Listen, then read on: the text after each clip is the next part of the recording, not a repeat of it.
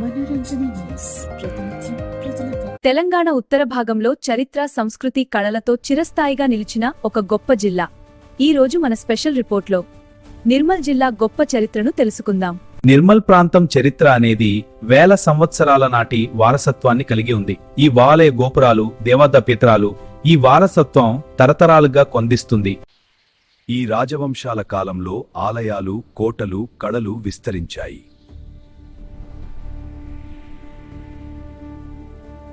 మధ్యయుగంలో నిర్మల్ ప్రాంతం గొప్ప శక్తివంతమైన రాజ్యాల పాలనను చూచింది.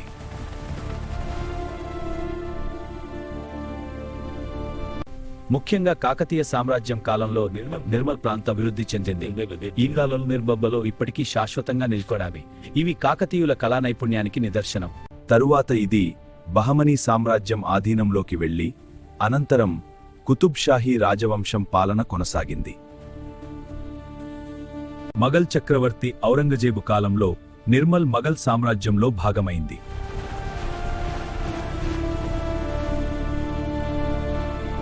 తరువాత ఇది హైదరాబాద్ రాష్ట్రంలో భాగమై నిజాం పాలనలో ఒక ముఖ్య కేంద్రంగా ఎదిగింది.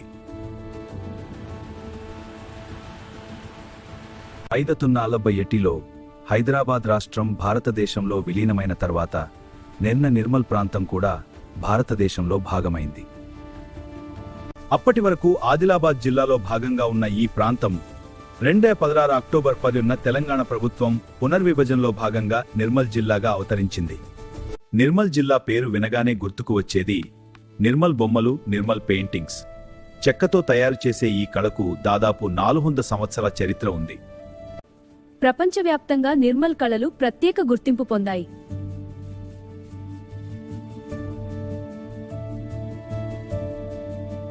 నిర్మల్ జిల్లా ఆధ్యాత్మికంగా కూడా ప్రసిద్ధి పొందింది. ప్రత్యేకంగా బాసర జ్ఞాన సరస్వతి దేవాలయం దేశవ్యాప్తంగా ప్రసిద్ధి. ఇంకా కడేం నారాయణ స్వామి ఆలయం ఇతర భక్తులకు ఆధ్యాత్మిక ఆనందాన్ని అందిస్తున్నాయి. ప్రకృతి సౌందర్యానికి కూడా నిర్మల్ జిల్లా నిలయం. తెలంగాణలోనే ఎత్తైన జలపాతమైన కుంటాల జలపాతం ఇక్కడే ఉంది. అడవులు, కొండలు, కడేం ప్రాజెక్టు ఈ ప్రాంతాన్ని మరింత అందంగా తీర్చిదిద్దాయి. గత వైభవాన్ని మోస్తూ ఆధునిక అభివృద్ధి వైపు అడుగులు వేస్తున్న తెలంగాణ గర్వకారణం.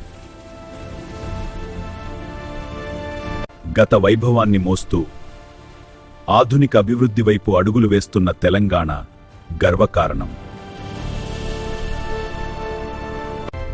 నేను మీ యాంకర్ మనోరంజని, తెలుగు టైమ్స్.